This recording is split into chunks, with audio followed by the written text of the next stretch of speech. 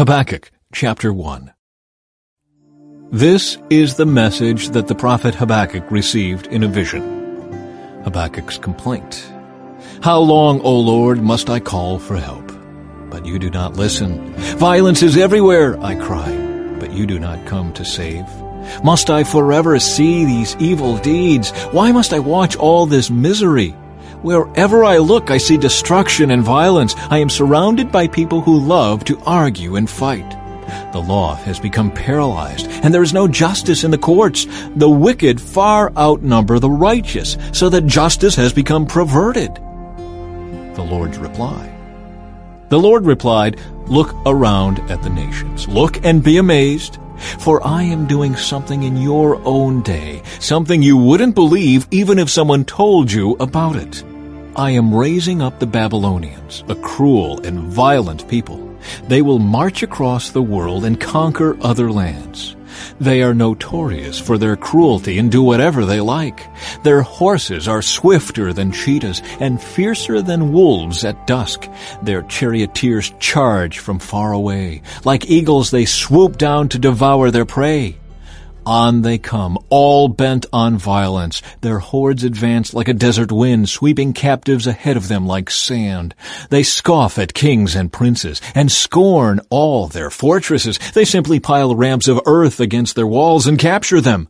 They sweep past like the wind and are gone. But they are deeply guilty, for their own strength is their God. Habakkuk's second complaint. O Lord, my God, my Holy One, you who are eternal, surely you do not plan to wipe us out. O Lord, our rock, you have sent these Babylonians to correct us, to punish us for our many sins. But you are pure and cannot stand the sight of evil. Will you wink at their treachery? Should you be silent while the wicked swallow up people more righteous than they? Are we only fish to be caught and killed? Are we only sea creatures that have no leader? Must we be strung up on their hooks and caught in their nets while they rejoice and celebrate? Then they will worship their nets and burn incense in front of them. These nets are the gods who have made us rich, they will claim. Will you let them get away with this forever? Will they succeed forever in their heartless conquests? Chapter 2.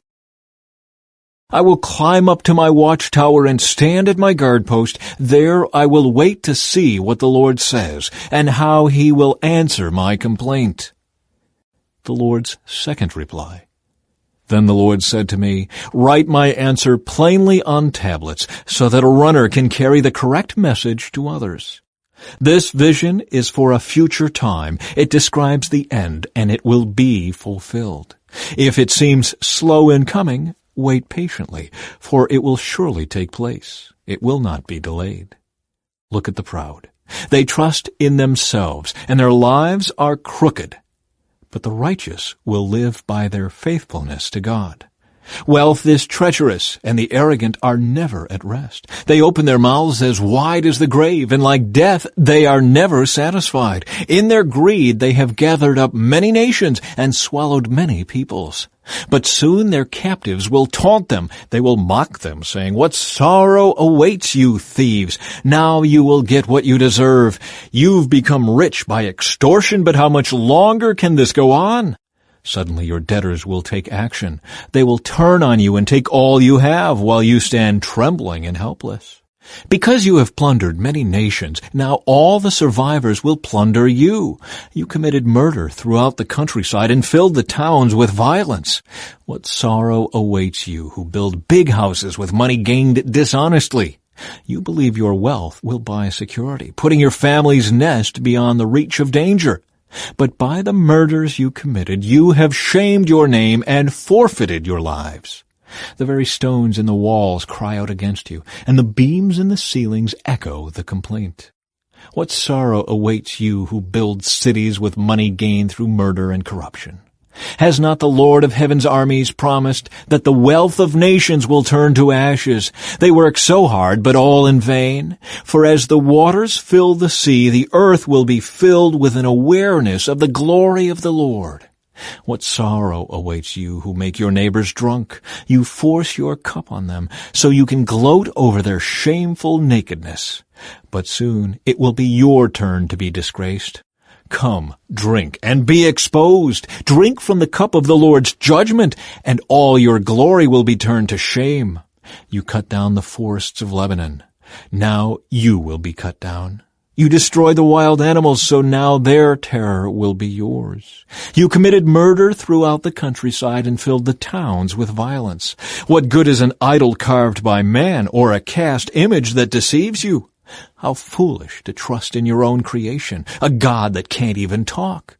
What sorrow awaits you who say to wooden idols, "Wake up and save us." To speechless stone images you say, "Rise up and teach us."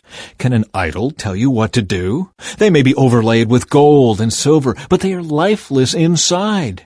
But the Lord is in his holy temple. Let all the earth be silent before him. Chapter 3. Habakkuk's Prayer.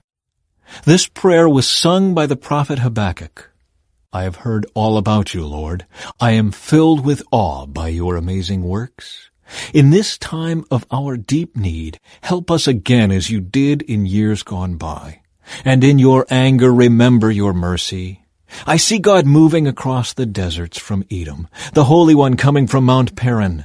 His brilliant splendor fills the heavens, and the earth is filled with his praise. His coming is as brilliant as the sunrise. Rays of light flash from his hands, where his awesome power is hidden.